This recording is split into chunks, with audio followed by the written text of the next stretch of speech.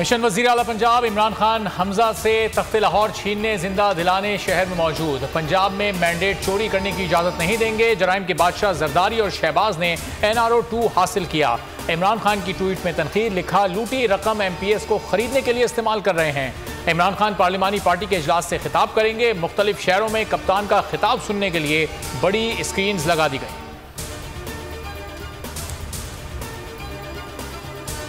वज़ीर आला पंजाब कौन होगा? चौधरी परवेज इलाही या हमजा शहबाज?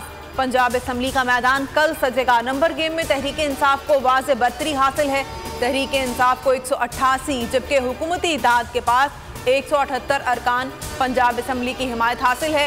पंजाब असम्बली का इजलास 4 बजे होगा। डेप्टी स्पीकर दोस्त मोहम्मद मज़ारी इजलास की सदारत करेंगे।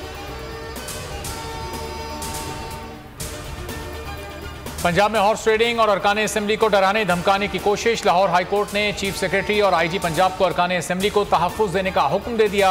तहरीक इंसाफ ने अरकान को हिरासा करने से मुतालिक दरख्वास्त दायर की थी। PTI की रुकन असम्बली फौजिया अब्बास कहती हैं उन्हें बहुत ज़्यादा कॉल्स आ रही हैं। दीगर ज़राए से भी लालच और धमकियाँ मिल रही हैं। आसिफ जरदारी की चौधरी शुजात हुसैन को मनाने की कोशिशें जारी। साबिक सदर की एक और मुलाकात। आसिफ जरदारी चौधरी शुजात से मुलाकात के बाद रवाना हो गए। आसिफ अली जरदारी जाते हुए विक्ट्री का निशान बना रहे थे। मुलाकात में वफाकी वजीर चौधरी सालिक और रुखसाना बंगिश भी मौजूद थी। अल्हम्दुलिल्लाह उनकी तादाद भी पूरी है, हशाश बशाश हैं, पुरअज़म हैं। मुश्किलात थी, इसमें कोई शक नहीं।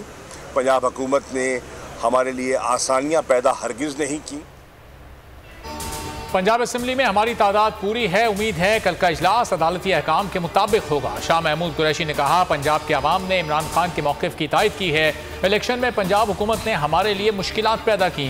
असद उमर ने कहा PDM को हर महाज पर शिकस्त हुई है। इंशाअल्लाह कल भी शिकस्त होगी।